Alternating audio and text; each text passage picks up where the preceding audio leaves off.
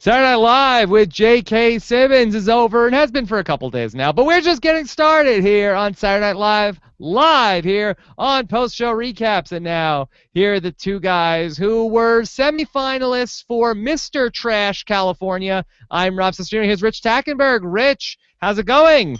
Good. Better late than never. Still very excited to talk about SNL. Yes, we apologize that we were having some technical difficulties tonight getting the show started. Rich had to activate Pushy on his laptop, and then Pushy was able to make everything work right?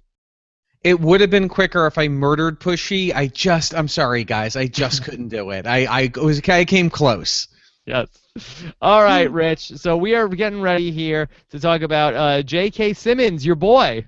My man. Now, before we get into this, to ask the question, have you seen Whiplash or not? Because that'll determine a lot of tonight's excitement level. No, well, Rich, not only have I not seen any films nominated for an Oscar for 2014, I only recently saw American Hustle. Oh, okay. So it was good. It was good. Oh, good. With thumbs up. That's good. Yes. Well, yeah. No spoilers, but I would say, having seen Whiplash, I was very excited for J.K. Simmons. So, going into it with a lot of expectations that this was going to be a good show. Yeah, I actually listened to him on Howard Stern last week also, and Howard Stern said it was one of the best movies of all time, Whiplash. That would be a little bit of an exaggeration. I know it's surprising to know that Howard Stern might have exaggerated, but it was my favorite movie of the year. It was very funny. Howard Stern was very anti-Birdman. Oh, well, a lot of people are. A lot of people are very anti-Birdman. People either love it or hate it. Except for me, I liked it. I didn't love it. I didn't hate it. My wife loved it, but many people we know did not like it at all. All right, so a lot to talk about here tonight on our SNL recap. We're recording this on a Tuesday night because after all of the hoopla with the Super Bowl, and we'll talk about some Super Bowl sketches from this episode. So that was Sunday, and then last night I got involved in a crazy night of Celebrity Apprentice. Phonegate, Rich. Vivica A. Fox's phone went missing. Oh my God, that nothing could sound less interesting to me, but maybe that's why I'm post-show repacks and not Rob has a podcast. Yes, well, boy, it was a crazy night. Yeah. And so we'll talk about none of that here tonight because it's time to talk about SNL. And so we are live here on Tuesday night. We got the chat room going. Thanks to you guys who followed the show to a special time. Also, Scott St. Pierre is following your tweets, hashtag PS Recaps, and also on our YouTube channel at postshowrecaps.com/YouTube. And Rich, if I didn't mention it last week on the show, the new Rob Has a Podcast app is now available for Android. Ooh, yes. Nice. So never miss any of your Rob Has a Podcast or post-show recaps or reality TV wrap-ups when you get the Rob Has a Podcast app. You can either go to robhasawebsite.com/app or for the new Android version, robhasawebsite.com/Android. Pushy, I hear, favors the Android version. That's true. Do you not yet have something for Microsoft Windows Phone? When is that app coming out? Wait, that needs a separate thing? Yes, that's a separate app. Well, we don't have a Windows Phone app. Nobody's asked for that, so I didn't think we needed that. All right, it'll come eventually. All right, Rich. So here we go. J.K. Simmons. As we are less than 2 weeks away from the SNL 40th anniversary. Some news this week also, Rich, that Eddie Murphy will appear. Yes, the list was officially, the official list was released this morning of the attendees. A lot of famous returnees.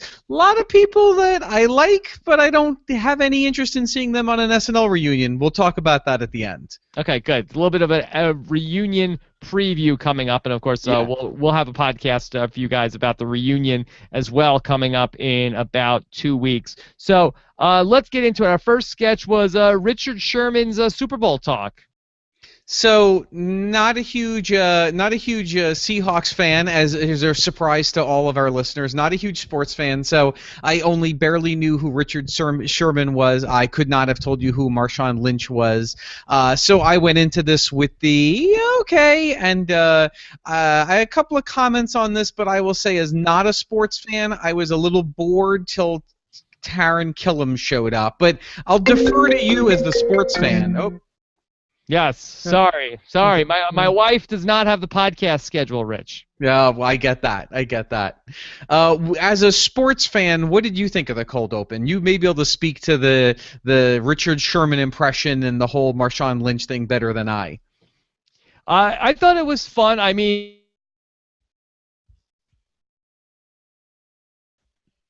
Uh-oh. opportunities for. Hello? Uh-oh. Hello? Clarity. You still? Hello? Yes, Rich. Oh, I lost you there. You froze up on Okay. us for a little bit. Sorry. Sorry about that. Anyway, I was saying that it would be much more hilarious to hear what Pete Carroll is saying on the Richard Sherman show Uh-oh. after the call from the fourth quarter of the Super Bowl. Yes, definitely. I'll say you're cutting in and out, so hopefully it's going to resolve itself. But the thing I would say, what was interesting for me about the sketch, because I'm not a big football fan, was watching the different the impressions. And I don't know how good Jay Farrow was. I can't imagine Kenan Thompson was good at all. And I can't tell you how good Taron Killam was. But I realized something we don't talk about enough on this show, which is that I feel like the difference between a good impression on SNL and a really good impression on SNL is that a really good impression creates a character so fun that even if the viewer doesn't know the person being impersonated, it's still fun to watch.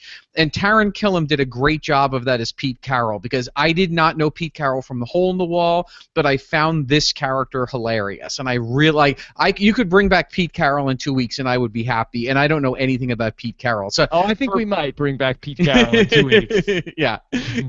So I think, and that was such a good character. I'd have him on Weekend Update, have him sort of defend the call and all that good stuff. So a big shout out to Taron as a great job of creating a character that was sort of lovable by all, I think. What do you think about Richard Sherman going after Bill de Blasio? You know, I would say it would have been very funny, except, you know, again, this is where SNL gets into trouble. We're doing current events, 5 days later. The joke about the blizzard was already made by Jon Stewart, and not only on his show, but then in a very reposted, viral video about, him making fun of the coverage of the blizzard. He made a joke about the Dairy Queen blizzard. So it was SNL a little late to the party with a big joke. So it didn't work for me. Okay. All right, let's get into J.K. Simmons here in the monologue, Rich. And I'm sure as a Whiplash guy, you must have loved this. Saw it coming down 6th Avenue, making the turn at 49th, getting in the elevator. But you know what? I thought, and you knew it was coming because he, as he's explaining, I was in this movie called Whiplash. He explained the movie, and as my wife and I were talking before the show started, I was like, if he explains the movie in the monologue, then we're going to see a Whiplash parody at some point in the evening, because the box office for Whiplash is less than, forget it. I mean, it's such a small movie. No one in the audience, statistically speaking, has seen this movie. So he had to set it up for everybody so that we could do it. And then, that was as you can probably guess, one of the pivotal scenes in the movie is the whole "Are you rushing or are you dragging?" and the "Not my time." That was a very, very great scene in the movie. Really kind of really brutal scene and really, really fun. So we're going to do it here. We're going to do it with the SNL cast members. And I thought, given you knew exactly where it was going to go, it was quick, it was easy, it was fun, couple of really funny lines. I liked it. Yeah. Which of the SNL cast members getting yelled at did you enjoy the most? That's a good question. I mean, I thought Kyle Mooney was probably the best, because you had Kyle did a good job, and although J.K. stumbled a little bit on what was a great line, like, "Oh, this is not one of your little videos." Weird videos. Little weird videos. Yeah, I thought that was really fun. Again, Leslie Jones, I'm going to keep saying it till Lorne Michaels downloads the podcast. We get into this trap now, because of what we talked about last week on the Kevin Hart episode, or the Blake Shelton, and before that on Kevin Hart, Leslie Jones comes out, and we know the character Leslie Jones is going to play. The minute we see her, we know she's going to scream at Blake Shelton, and then sure enough, she does. Was it funny? Yeah, it was funny, but it was completely predictable because we know the character of Leslie Jones, similar to the character that Pete has been playing of the stoner guy. So we get a couple of jokes that were kind of right down the middle, what we sort of expected. So I like that. Although to me, the funniest line is when he yells at A.D. Bryant, and she's like, "I really miss Blake Shelton." I thought that was probably my favorite line of the whole thing. Yeah, that was fun. Leslie Jones is 47. I don't know. I could be, sure. Yeah. Wow. That took me by surprise. Yeah, I was also like, really? Let's see if we can find out. Yep, according to Wikipedia, she is 47. Yeah. If you would have asked me, I would have said, "Was she 30?" So good on Leslie Jones. I would have said 37. I would have shaved a sweet decade off of that. So good for her. Yeah, looking good. Yeah. Rich, what do you think about the rumored Ghostbusters cast? You know, if you're going to do Ghostbusters, that's a good cast. I mean, you know, I think it's really solid. I don't know about it, period. I don't know that I like the idea of it, but if you're going to do it, I'll take it. I think that's a solid cast. The Fred Armisen appearance in the monologue. You know, it felt like just they were so desperate for a way out of this. So I was, what are you going to do? How do you get out of this sketch? You can't kind of continue doing the movie because A, it's not funny, and B, people don't know it. So, all right, Fred Armisen, famous drummer, great drummer, comes down, does a little drumming for us. At least it kept the energy very high. So I liked. Instead of kind of a clunker joke, we just ended with, okay, now we're drumming, woo! And it was fun, it was good energy, and then we get out quickly. There's not like a big kind of, like, I'm glad after he drummed, we didn't have another 3 or 4 lines back and forth. It was just like, okay, we got a great show, DAngelo is here, we'll be right back. So kind of like at least we get out with energy, which I'll take. I did really like the line where he said to Fred Armisen, "Wow, Fred Armisen, you know who my favorite character was?" Yeah. Stefan. No, there were definitely a cute little cute lines in here. I like when they said something about hair, and he said, "I think all hair is ridiculous." I thought that was a cute little throw out. So definitely I'd say, was it lazy? Yes. Was it obligatory? Yes. Was it good? Yeah, I thought it was. As monologues go, and we have to have a very low barometer when we're judging monologues, this was one of the better ones of the season. Rich, it's time to talk about, and I hope you're hungry, for some Totino's pizza rolls. Oh, good stuff. We're doing our first pre-tape.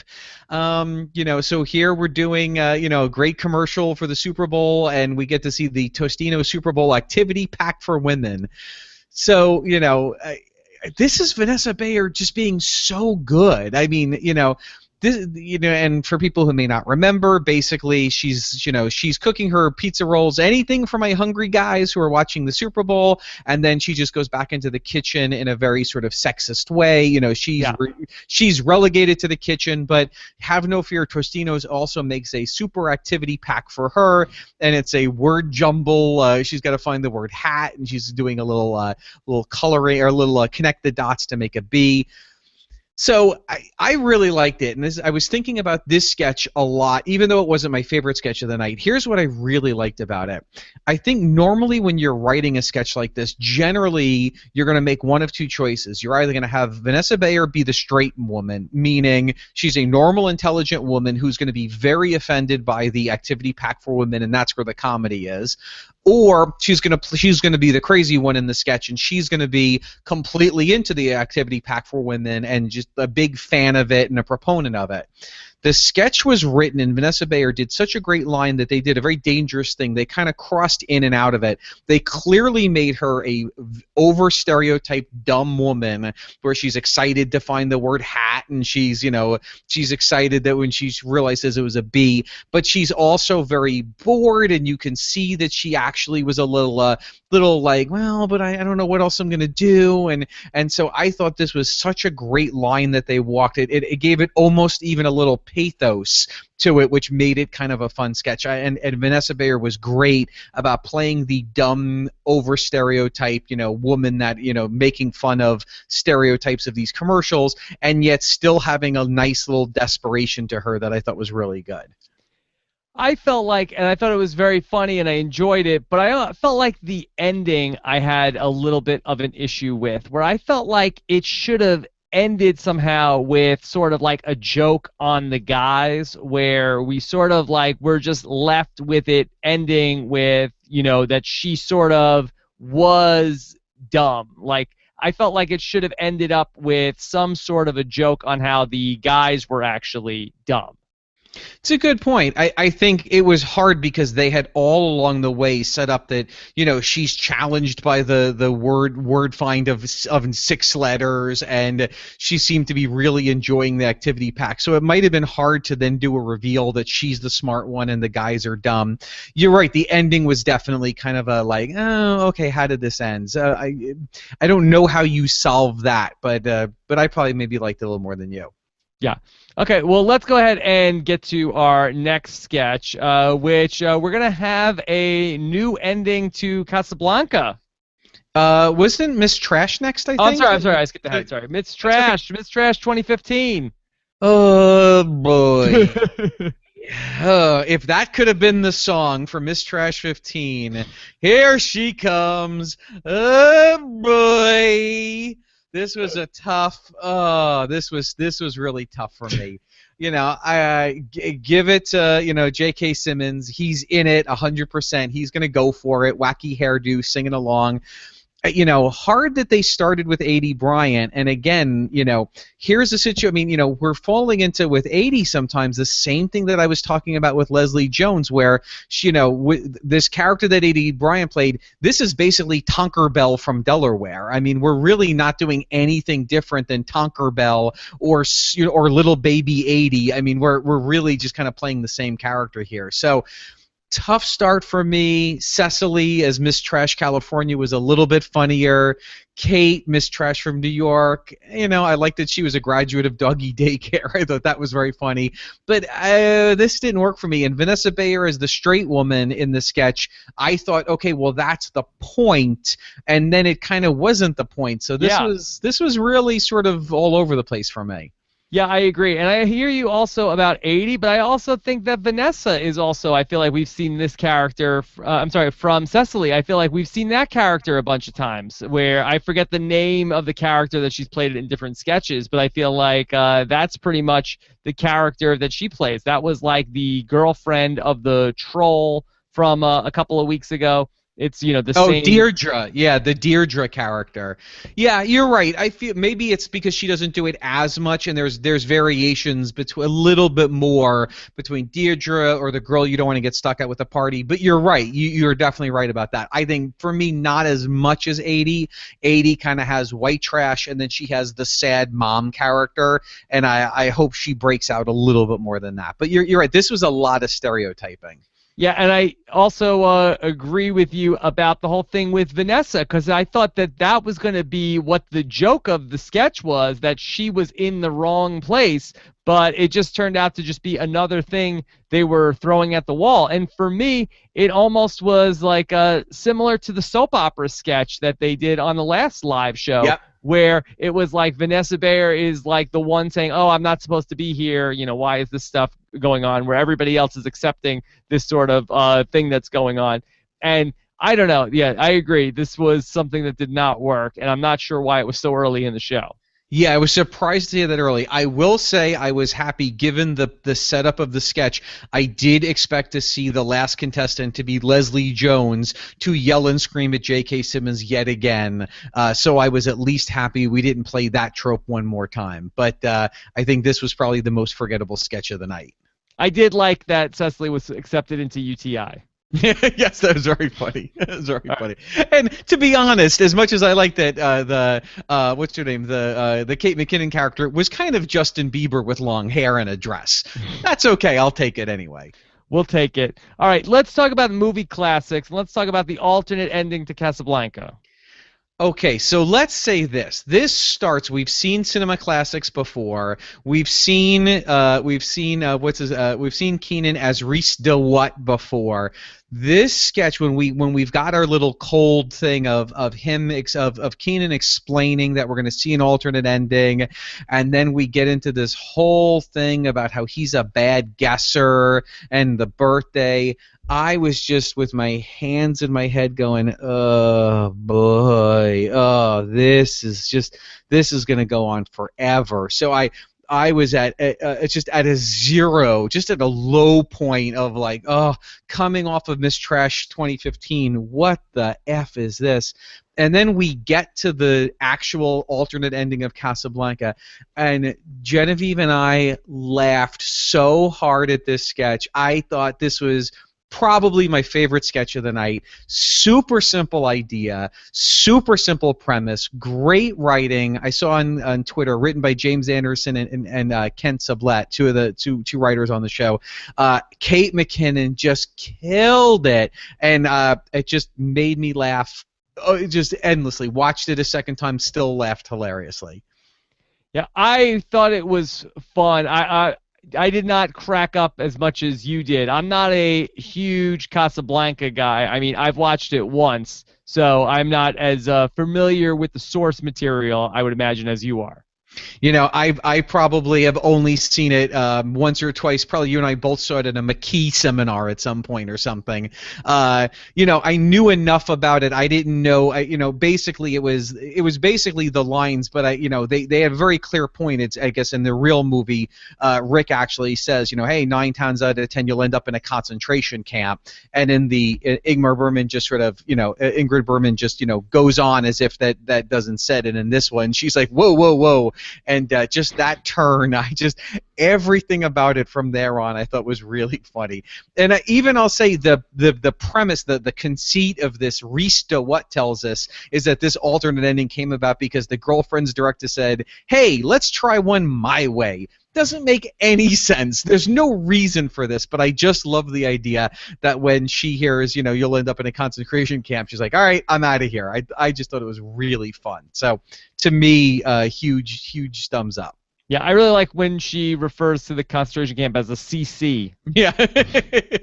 I like when she said something about she's going to wave goodbye from one of the little windows on the plane. That just killed me. I thought it was really funny. Yeah, it was. I was enjoying it. I thought it was fun. I was smiling all through it, but I wasn't dying from it. But great job also by Kate McKinnon and J.K. Simmons also. Very good, J.K. Simmons. And I will say, this is not in the pantheon of the alternate ending to It's a Wonderful Life with the one of the great Dana Carvey sketches that should be in the 40th anniversary. It's one of the great. If there's never been a better alternate ending sketch than that. But this I just thought was real fun. Okay. Let's go ahead and talk about our next pre-tape piece. It's the Teacher Snow Day. Well, I wanted to like it. I liked a lot of pieces about it. I just wish that I liked it. And this is what I'll say about it, and then I'll cede the floor to everyone else about this. I love a lot of people in this cast, and I think that we've got great diversity in type, in gender, in age. But the one thing about this cast as a rule is we don't have anyone that actually does a good mean mother effer kind of character. That we don't have someone who can actually do edgy in this cast. And you look back, it's hard not to compare this to, like Lazy Sunday, where you had two of the whitest, nerdiest actors in the world, Andy Samberg and Chris Parnell, who, when they did rap, really sold themselves as hard edge. And Bobby Moynihan cannot pull it off. Kenan Thompson cannot pull it off. Sashir Zamata cannot pull it off. So while I liked a lot of this, it needed to play as like hardcore kind of rap, and I don't think anyone in this cast, except maybe Jay Farrow, could get close enough to get that level of sort of anger and edge to then make this premise funny for me. That's Yeah, my I thought. wrote in my notes that I felt like it was very lazy Sunday. Yes, yes. It was a lot of that idea, and I thought you just didn't have the right cast for this. And I, always hard to say. We've talked about before. I don't know that the music. I don't know that this was the kind of song that had enough of a hook that we would all be sort of humming this the next day. But other than that, I mean, clever idea, like a lot of it. J.K. Simmons, doing a little, no pants in it, brought some energy to it. But yeah, just probably not my jam. Didn't really work for me. He'll do nudity, J.K. Simmons. Oh yeah, he'll go there. He'll go there. He doesn't care. Yeah. Yeah, I felt like it also went on and on for a bit too. Yes. Yeah. I think that they probably thought that they had a big hit on their hands. I wouldn't be surprised if they were surprised that nobody's really talking about it on Monday morning. Okay. All right. So that is the teacher snow day. Again, you get the sense that the SNL writers were holed up for the blizzard. Felt like they had a lot of stuff on their hands. Right. A lot of snow-related material this week, and it was a little bit underwhelming, much like the snowstorm itself. All right. Are you ready to talk about DAngelo? Let's bring it on. I don't want to hold back the beast of Keast to talk about his man DAngelo. All right. The beast of Keast, that's right. Our musical correspondent, James Keast. James, tell us about Mr. DAngelo. I think DAngelo came, especially for the first song, as a secret weapon to try and derail the entire show. Because the first song, Really Love, was so sexy that I think anybody who was watching it with a romantic partner, that was it. They didn't see the rest of the episode. They didn't make it to Weekend Update. They were 2/3 of the way through the DAngelo song, and they were no longer watching television. Wow. I have it on DVR. I will watch it tonight. You should watch it with Nicole. I will play it for her and see what happens and report back next week. DAngelo has mysterious powers, even if he is dressed like he's misinterpreted the Wolf of Wall Street as a costume. With all due respect, I'm going to put those powers to the test. You do it. Report back. Yes. All right, so what was your take on, besides being sexy, what about the first performance? I thought, it's his new record is really terrific, and DAngelo is known as a soulful lover man type of music maker. And so it was very much in the wheelhouse of what DAngelo is known for, and I thought, for people that didn't know that he put out his first record in 15 years, sort of as a surprise in December, and this is the first TV appearance he's made since that record came out. It was sort of a good, like, hey, DAngelo's back kind of introduction, and then he saved the kind of hard-hitting stuff for the second song. Okay, tell us about number 2. So the second song was a song called Charade, and it's a pretty funky, early Prince kind of number, but the real statement of it wasn't that it was a cool tune that he played. The real statement was his band, The Vanguard, were all wearing various T-shirts, the I Can't Breathe and Black Lives Matter interspersed throughout. It's quite a large band. DAngelo himself was wearing a hoodie, which I think is no small coincidence in the context of this performance. And then there was a outline of a body on the stage as well. And I just thought the whole combination, and then they ended the performance with a Black Power sort of raised fist salute. I thought the whole combination of all of those factors was really, really powerful, and I noticed that it certainly a lot of people were making note of that. As you say on the Monday morning quarterbacks, and I just thought it was really it's a rare thing for an artist who's trying to promote a new record to come out with that kind of powerful statement. And I certainly think it made quite an impression, and it sort of reminded me that Saturday Night Live is kind of uniquely positioned to have these kinds of moments that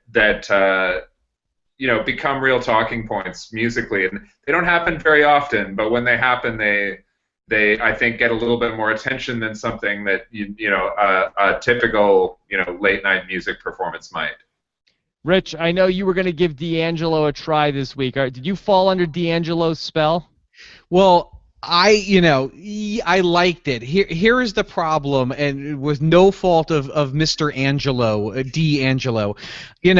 I got up at 6:30 Saturday morning. So by the time DAngelo is sort of jamming out the slow grooves at 11:40, I was I was starting to fall asleep, and it had nothing to do with his talent. I was just like, I need Jebediah Atkinson to keep me awake. So I need to go back and watch it again, not being so tired, because I could appreciate the quality, but I was kind of falling asleep just because it was a very mellow groove. All right, very mellow. Okay.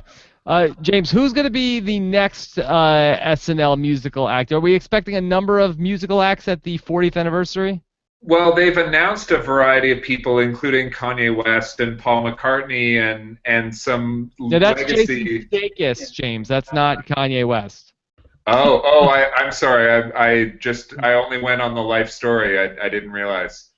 But I don't know what the plan is, if they're going to have some sort of a super jam, or if there will be musical guests interspersed, or if they'll do a clip show, maybe show some classic Sinead O'Connor. I don't know. All right, well, we will look forward to it. Follow James on Twitter @exclaimeditor. Thanks very much, guys. All right, take care, James. Bye. Bye. Okay, there you go. All right, so Rich, you needed some Jebediah Atkinson, so why don't we get into Weekend Update? Absolutely. So, overall, not much to say about. We'll talk about our two guest correspondents. Obviously, mostly Jebediah. But overall, I thought the jokes were pretty funny. I thought we had a good, just solid jokes. Not the best of the season, but a couple of good laugh out loud jokes. So, I don't know how the chemistry between our two weekend anger updates. Boy, I'm all over the place. Our two anchors are, but overall, I thought it was fun and funny, getting us to the return of the one-dimensional female character from a male-driven comedy. It's Heather from Work. You know her. It's Heather from Work. Sure. Yeah. So second outing for this, I liked it the first time more. I love the writing of this, how do I say that?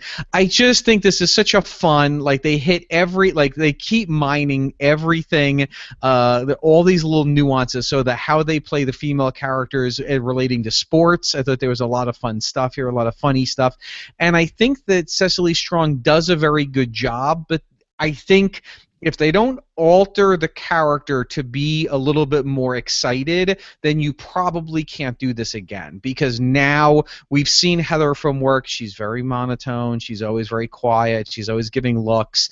And I think that has probably run out of steam. I don't think you could do this a third time.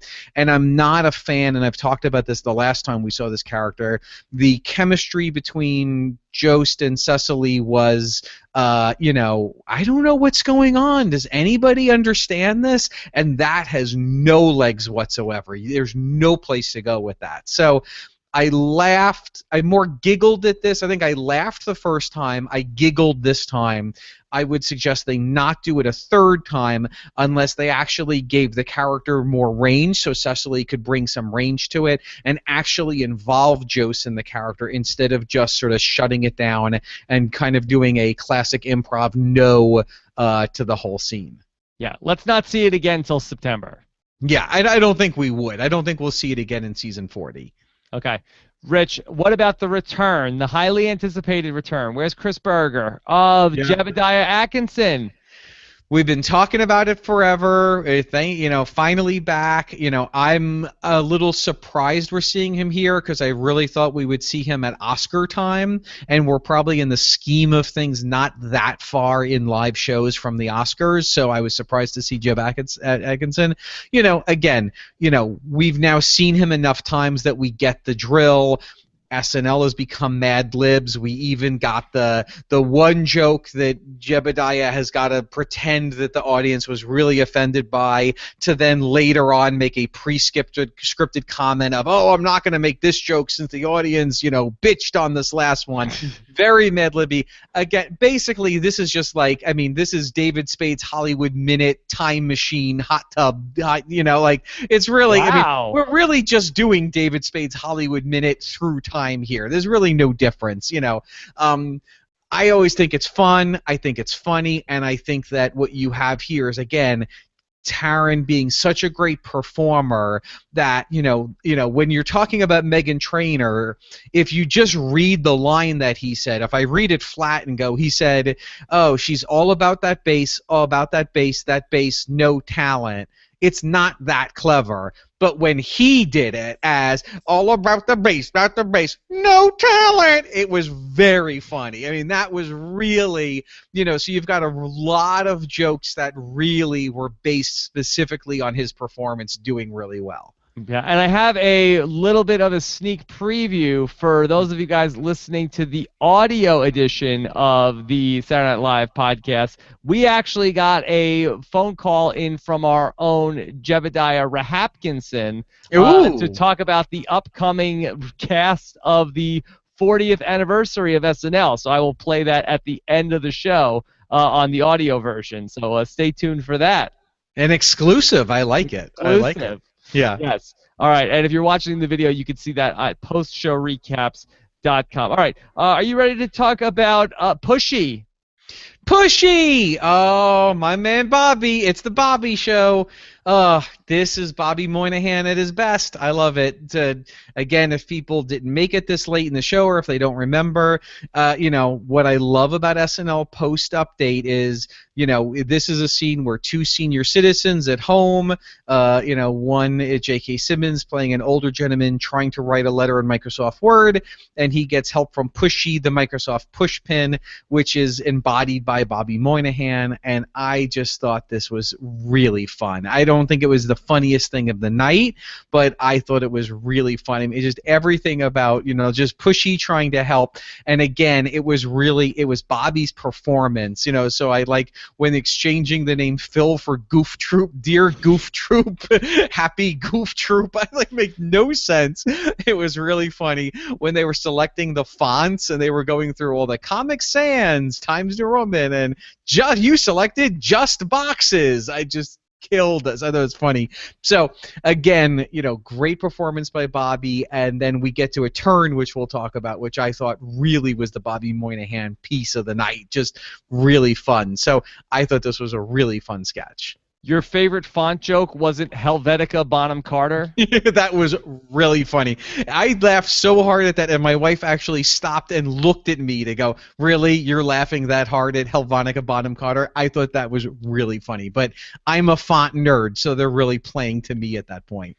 Now, Rich, has there been an update to the Microsoft Word Office Assistant? It seems like this is a bit of a time capsule piece that has the Microsoft Word Office Assistant, hasn't that been gone for like 10 years? It's funny. I had the exact same situation where I was watching it going, I don't have Word 2013. I remember the paperclip was a very big deal in its ridiculousness, and I remember Bob before that. I don't know if they just invented the pushpin or if it actually they've brought back the pushpin or, the animated icon assistant since I downloaded Word last. So I certainly cannot speak to that. Yeah, let us know in the comments if there's been any sort of an update, but I don't believe that's been the case. I would have to think that you would have read that everywhere if that was the case. And so you're saying you don't think that there was actually a menu item of murder Pushy? Murder Pushy. Yeah, and so this talk about murdering Pushy. Oh, this was great. When he wants to disable it and the option is to murder Pushy, and Bobby Moynihan starts showing pictures of his daughter and not even begging for his life, but sort of like, accepting his fate that he's going to die. Such a great turn and such a great sort of subtle performance before then going back to Volume 10 when his life is saved and he plays dopey Pushy again. So I thought that was really funny. Okay. Rich, it's time for a digital short from Mike O'Brien. Mike O'Brien is back with the JayZ story. So I am not a huge fan of rap, so I don't know what was the comedy of this sketch, because it just seemed like an accurate portrayal of the rapper JayZ and his wife Beyonce. I didn't see any humor here. It just seemed like a straight up just a recreation of the real story of JayZ. Yeah, as far as I understand, that's pretty much exactly how it went. I thought this was almost tied for me as my favorite sketch of the night, or bit of the night, I would say. I just liked, it made no sense. I mean, there was no sort of comedic premise to this, just beyond we're going to do the JayZ story in the most white bread possible version. Originally, when it started, I thought it was going to be everybody was going to play it real except Mike O'Brien, and that's not at all what this was. But it was just so silly and fun, and to get Jason Sudeikis to show up for a Mike O'Brien picture, I thought, hey, that's not too shabby, and him as Kanye West was just really fun. So overall, I just thought it was I think Mike O'Brien's got a really great line in these digital shorts that he walks, where this really could have broke badly a bunch of different times, and yet it just kept me amused the whole way through. Yep, we lost Rob. Hello, Rob. Yes. Oh, there you go. There you Sorry are. about that. It's okay. Yes.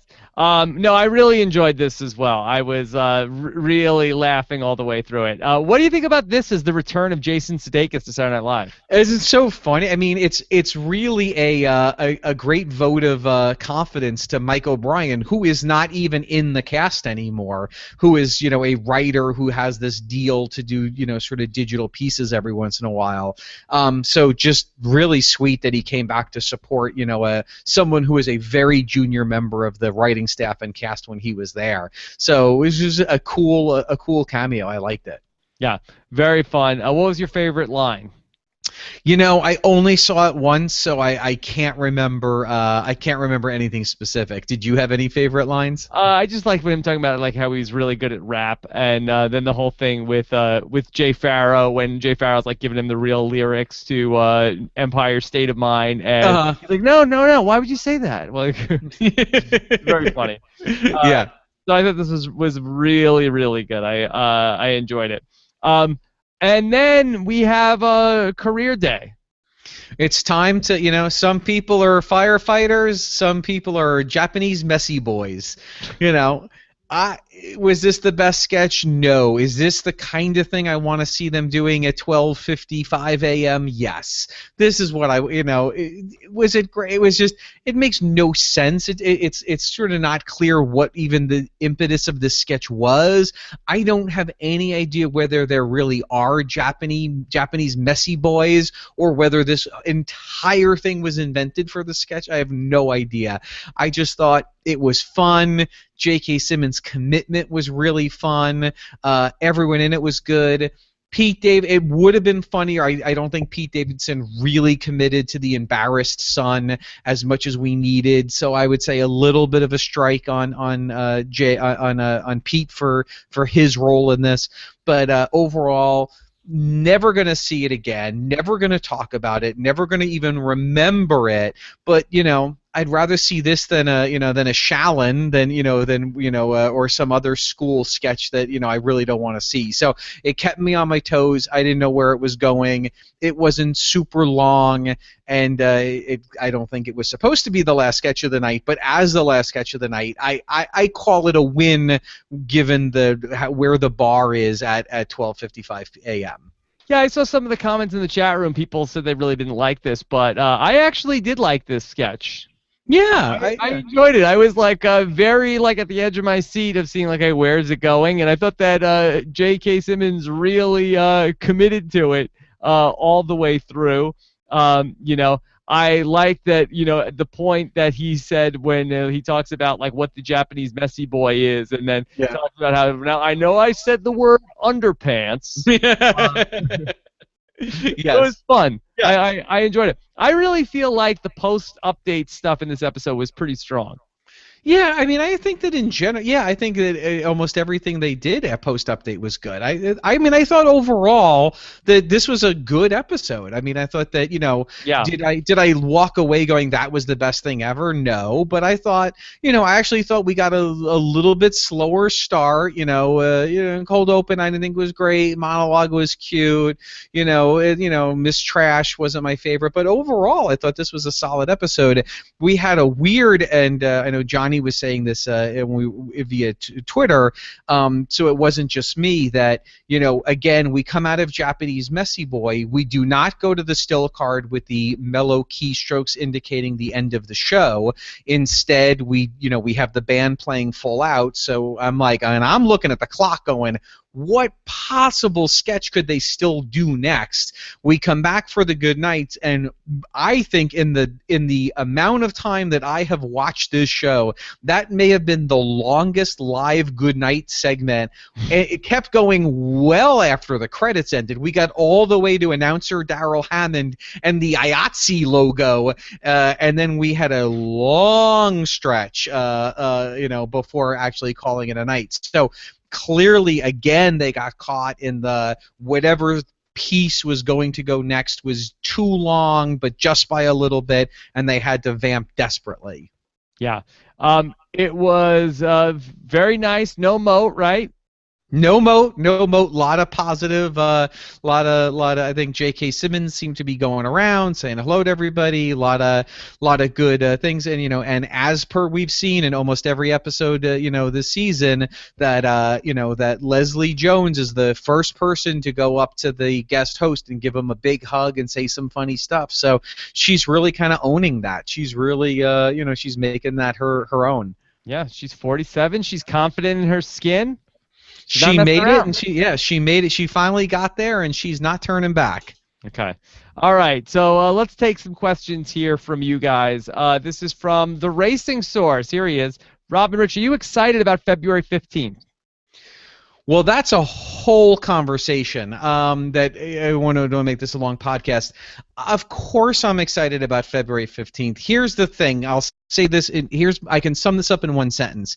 It would be very hard to disappoint me with the 3-hour live show, and it would be even harder to amaze me at the live show.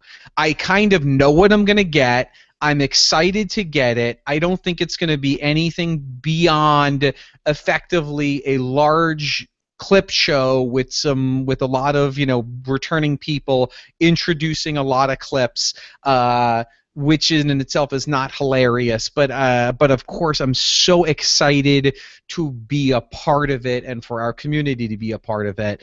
But I don't think we're going to see anything specifically that we'll be talking about as a culture the next day. Right. You are the Japanese Messy Boy. You are going into the situation knowing exactly what you're getting. You're going to be, fed a very extensive meal, and you pretty much know exactly there'll be no napkin. There will be, exactly what they're going to say at what time. And it's all just part of the process, and you're very happy because it's the TV equivalent of a $45,000 gig. Exactly.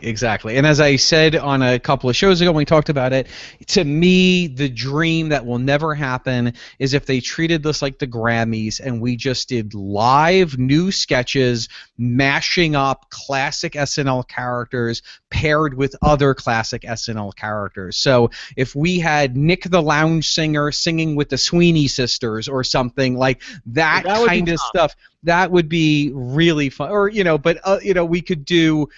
there would just be a lot of fun stuff we could do that would just be really fun. And, of course, that's never going to happen. There's no chance that that's going to happen. So it is what it is. It'll be a live clip show. We'll all enjoy it. 3 hours with a 1-hour red carpet live special with the Today Show folks. But I will say about this, I'm excited. I mean, the fact that Eddie Murphy is going to be there, super cool. The fact that Norm Macdonald is going to be there, by the way, very cool. He has obviously not done anything since he was fired from the show. So a lot of the people that are returning, I think, is fantastic. I would say, though, as much as I like Emma Stone, and I like Robert De Niro, and I like Jerry Seinfeld. I don't need them on an SNL reunion show. I mean, I feel like, if we're going to have non-hosts, you bring Steve Martin, who will be there. You bring Alec Baldwin, who will be there. You bring Justin Timberlake. Maybe you bring Buck Henry. You bring people who are effectively cast members. John Goodman should be back. Do I need to see Kerry Washington, who I think is excellent? No, I don't need to see Kerry Washington. So I understand we're doing that for ratings. I don't need to see Peyton Manning. Taylor Swift, I think. Taylor Swift will be there. Derek Jeter. Oh, Taylor Swift again. Taylor Swift I give a pass to because I saw Taylor Swift live. One of the 2 times I saw SNL sitting in the audience, Taylor Swift was one. So I give her a pass because she's got a special place in my heart for having seen her host the show live. But does she need to be there? No, of course not. So interesting call. I understand it's done for ratings. I hope they do something more than just basically set up clip packages. And if they do, I hope there's some interesting ways in which they do the clip packages that are montages that we wouldn't expect, like by period of time. Okay. Maybe Garth and Kat could sort of improv a song for each montage package. Oh, Rob, why do you have to ruin SNL for me? Why do you have to? You've planted that seed now. The seed. It's out there in the universe. It's a little like a boy seed is just planted in the middle. It's like a little. It's not even an boy yet. It's just an. It's just planted in the back of my head. Now I'm gonna have to watch with one eye every time if I see a blonde wig coming, in a commercial. A Kristen wig. Oh, it's just gonna scare me to death. Oh, please, no, don't do that. Oh, But I do hope we see some live comedy. That's my big hope, and I have no idea what they're planning. Everyone's very hush-hush about it. I just hope we see some live comedy and not just people standing on the stage introducing clip packages. Okay, we'll see. This is Bill Simmons. This is JK's brother, actually. One day we will look back and say Kate McKinnon had a better SNL career than Kristen Wiig. True or false? Ooh, well, it depends what you're judging it by. I gotta say, pound for pound, I think I'm enjoying Kate McKinnon more than Kristen Wiig because the Kate McKinnon characters that have become reoccurring, I feel like have not been driven into the ground. Where I'm thinking, oh, if I see Penelope again, I'm gonna scream. If I see Secret Word again, I'm gonna drive my a pen through my eyes. So I think from versatility, I don't know, charisma, it's close, but I do like the variation on her characters. That said, that's a tough one. I think Kristen Wiig's still going to sort of get the win at the end of the day. Yeah, I think so as well. I just think that there were points in time where Kristen Wiig had to basically that she was treated as the person who was carrying the show on her back, fair or unfair, and whether or not she should have been given so much. I don't think that we'll ever see Kate McKinnon given as much airtime in an era as Kristen Wiig was. No, absolutely. And there was that last season. There were episodes where Kristen Wiig was in almost more sketches than the guest host. She was really carrying it. Oh, Rob, I'm so annoyed. Blue Bear in the chat room just suggested for the live show next 2 weeks, Eddie Murphy in the Californians. Oh, that would be hilarious. Oh. You know what? I actually would say, as much as you guys know how I feel about the Californians, Eddie Murphy and the Californians, I'm back in. I'm back in for that. Yes. Wow. Yeah. Oh, Mike Bloom. He says, it's been more than a month since we've seen any Good Neighbor sketches on the live show. Are they going the way of the dodo? I think that they got problems. They really got problems. I think there's probably, I don't know if they're at a full no confidence. I bet that they're shooting some stuff that's not making it to air, though. I bet there's still Dave McCary. They're the guy who's there specifically to direct is probably they're pushing for stuff. I don't have a good feeling about it.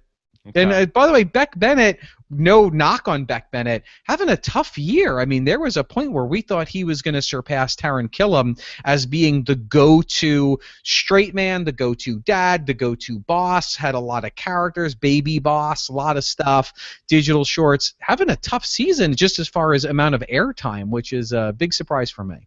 All right, let's do one more question, and then we'll wrap this up.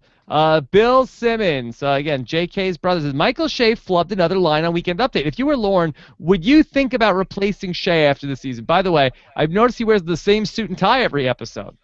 And I like that he's got the biggest dress transition, suit and tie for Weekend Update, and then just like bright red hoodie for the good nights. Like he's like a 12-year-old who can't wear that suit any longer.